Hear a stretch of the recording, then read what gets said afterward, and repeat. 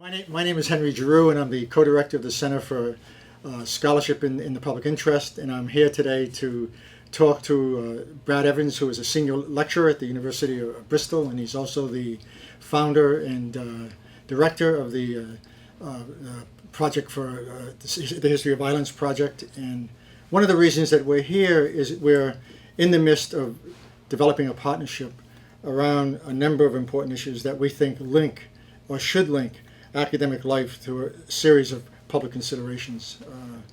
We find that in much of the literature that now is working in the public realm, and as opposed to literature in the academic realm, it's very difficult to bring these literatures together.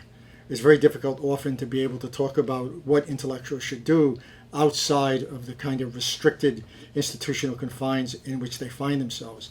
And this is important because it not only defines, or it tends to limit the notion of what a public intellectual might be and what they might do, but it also tends to put a clamp and an enormous set of restraints on how we could imagine academic life in the university as being much different from what it is at the current time, which in our estimation is very restrictive. And so, Brad, I think one of the first things that I think we might do is, why don't you tell us about the Histories of Violence Project and how it addresses some of those issues? Mm-hmm. Yeah. Well, first of all, thanks for inviting me. The Histories of Violence Project, I think, really started, well, it emanated really out of sort of teaching experiences. And I was somebody who was really sort of very much versed in the continental political philosophical tradition. And one of the big problems you have when you're versed in that tradition is, how do you stop yourself becoming part of this abstract, esoteric machine which talks to itself? And what I found particularly with, you can't lie to students. Students get this. They either, there's right. Nothing to, if it's not meaningful to them, then they won't bother. Right. So if you can't sell it to the student, then how the hell are you going to sell it to a wider general public? Yeah. But the one thing I found gradually through teaching was, rather than just giving students a book on Derrida or Foucault and Deleuze and just throwing them into it and saying, okay, well, how do you deal with this? I started teaching the text and the courses in the context of an important problem, which is the problem of violence. And then you can start unpacking and say, well, actually, these intellectual critical scholars have something important to say about this sort of different topic area. Now, it was from that experience, really, that I started thinking, well, wouldn't it be great if I just brought together a whole load of great academics who could provide basic introductory lectures on the relevance of these key intellectual figures, past and present, on the problematic of violence. And it started, I guess, to give birth from that. And the more I started to develop, and I started to realise, I guess, the power of what multimedia could do as an educational tool, in terms of, I'm not saying displacing conventional academia, but supplementing and reinforcing, adding value to already existing academic tools. That the project started to really take on a life of its own. And before we knew it, I was engaging with a lot of public cultural organisations. We were developing a whole series on, to coincide with the 10th anniversary of 9/11. And that's, I guess, it indicated to me the fact that it did almost take on a life of its own, that we were onto something important and something, worth pursuing and something worth developing. It seems to me that young people basically also suggest something that you've talked about, the need to make something meaningful, to make it critical, to make it transformative. Mm-hmm. And I mean, that's a pedagogical equation that actually puts pedagogy at the center of politics. Mm-hmm. It puts it at the center of politics. It doesn't marginalize it. I mean, if we can't talk to people in ways in which we can bring to bear our intellectual resources and our intellectual skills so as to make those resources meaningful and critical in ways that both unsettle their own common sense assumptions, but at least give them the tools to believe, or the passion to believe, that knowledge matters, that it matters, that you can operate in an institution like the university and do work that isn't so esoteric, so individualized, so utterly specialized. And there's certainly room for that work, but that's not the only kind of work that should be prioritized or should be done. But there is the question of what is the responsibility of intellectuals here, in basically taking on these kinds of challenges. And for me, I wanted to use the center as a way to, in some way, imitate, emulate, and extend some of the work you're doing. I mean, we believe that if we're going to have a center to do this work, then we've got to rethink both the role of the intellectual and in terms of how they address complex social problems through a language that's theoretically rigorous and accessible. Not one that compromises theory, and not one that sort of degenerates into mere journalism, the most stupid kind of journalism, but one that suggests something about knowledge that's engaged, rigorous and engaged.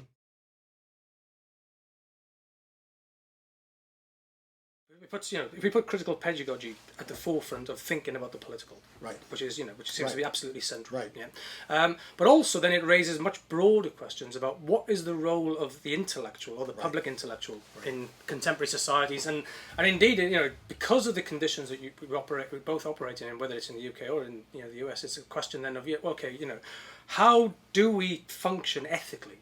Right.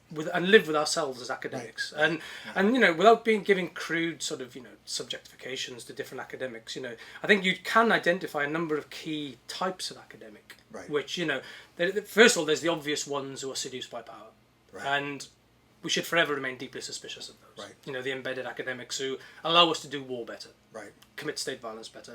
We can put those to a side, but I think within the leftist discourse, there's a whole a range of complex sort of academics, and there's the ones which me and you have talked at length already about of who exist for their own universe, and those are the types of academics who become very prescriptive. They tell the world how the world should be, and they almost stun you into intellectual submission. Where is the dialogue in that? Where is the room for how does that reflect to the everyday person on the street who appreciates the raw? They appreciate the raw ends of power. And I think what those type of academics always fail to accept for me is that you look at the great political moments throughout history. Most of those people have never probably picked up a political theory book in their lives. Rosa Parks or even the Zapatistas of Mexico. These people who make profound political changes. They don't require some universal moral theorist to authenticate what they do. And I think sometimes the task for us as critical theorists is certainly to be affirmative, but also to basically provide a more, rigorous history of our present, and to open up history to different narratives. And as soon as you do that, you do understand it's complex and it's very content. But the other issue here is the way in which this notion of the public intellectual and the projects that we both share and are going to work together on, it's also about expanding the very meaning of education in the places where it takes place. Mm-hmm. Because it seems to me that up until the 1960s, when you talked about education, you basically talked about universities. Mm-hmm. You basically talked about secondary schools. Mm-hmm. But now you have to talk about the educational force of the entire culture, mm-hmm. which in my estimation is a far more powerful force for education at the level of everyday life, particularly for young people. Mm-hmm. Particularly for young people. Mm-hmm. Match that now with the emergence of these new technologies mm-hmm. that all of a sudden have completely rewritten the script between print and visual culture, first mm-hmm. of all. Mm-hmm. Opened up a vast array of new audiences, made interdisciplinary work really possible in multiple places. And now, for the most part, we have found ways through that technology, certainly as you've illustrated, mm-hmm. to cross national boundaries, mm-hmm. To mobilize intellectuals around projects mm-hmm. that basically offer, through these new technologies, all kinds of possibilities. Well, one of the experiences I found is in terms of, particularly the Violence Project, is that, the first thing you get is that people who are actually not in conventional educational institutions. That's right. Are not stupid. They want access to this. They're cultural producers. Yeah, they want access to this thing. And now, I guess I'm fortunate enough now to be in a department which respects critical thinking, and that's great, despite all the challenges that universities face. But the one drive which I really wanted for the Violence Project, and this is one of the stipulations I've always said, that the material on there has to remain free of copyright. It has to be openly accessible. But the one thing which is great then, when you look at the analysis of the statistics, we in tens of thousands of regular visitors now from over 120 countries. But when I break down the viewer base, and this is one of the Big Brother, the advantages of Big Brother, the greater percentage of the users of our website are not from academic profiles. Yeah. So there's a demand for this. Same for Twitter. In the public sphere. Right. Where people genuinely want to go and understand some of the complex, rigorous debates which are taking place there. Right.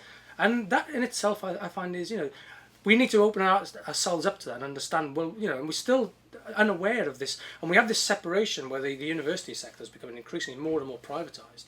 Yeah. Where does the public wants to make sense of this stuff, and they don't buy all the stuff which the newspaper simply put out as this manufactured reality. No, I think that the term here is that we need to reimagine what universities mean as real democratic public spheres. Mm-hmm. As places that provide intellectuals and provide scholarly work and bring intellectuals together from a wide variety of places and disciplines, inside and outside of the university, to engage in common projects that in some ways speak to what it means to link what we know to both understanding the world and potentially changing it.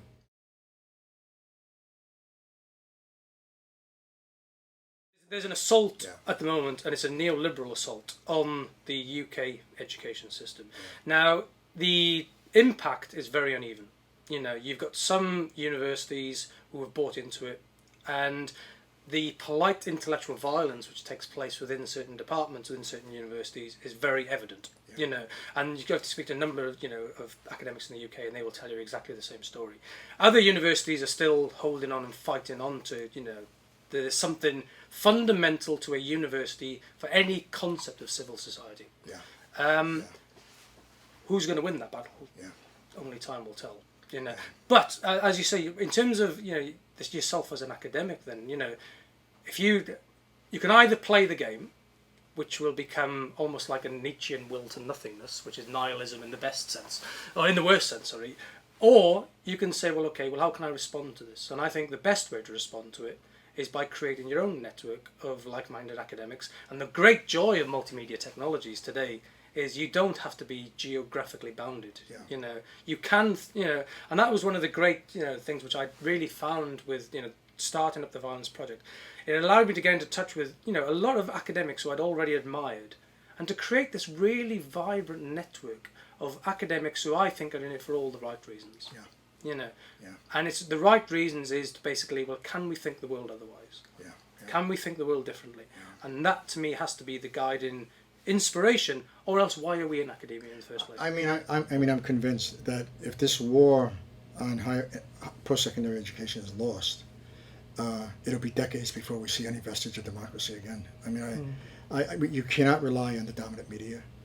We have to ask ourselves where these intellectuals are going to come from, who basically are going to do the hard work of addressing the kinds of problems that you've addressed. And while if we don't fight for the university, then who does? Who does? Certainly right now it's not the public, because the public's not convinced that the universities are even doing the most instrumentalist of jobs, which is providing people with the training they need to get decent jobs, right? So it seems to me the project at hand here has never been so urgent and has never been so necessary at the same time.